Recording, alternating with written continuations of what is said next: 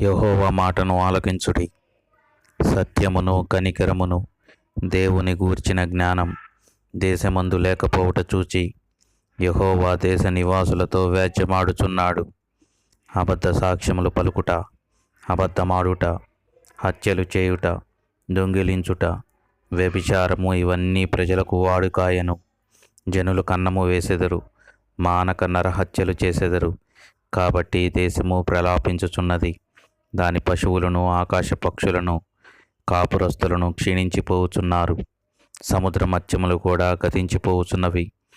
ఒకడు మరొకనితో వాదించినను ప్రయోజనము లేదు, ఒకనిని గద్దించినను కార్యము కాకపోవును. తమకు కలిమి కలిగిన కొలది వారు నా ఎడల అధిక పాపం చేసితిరి గనుక వారి ఘనతను నీచ స్థితికి దిగదార్చునని దేవుడు చెప్పుచున్నాడు.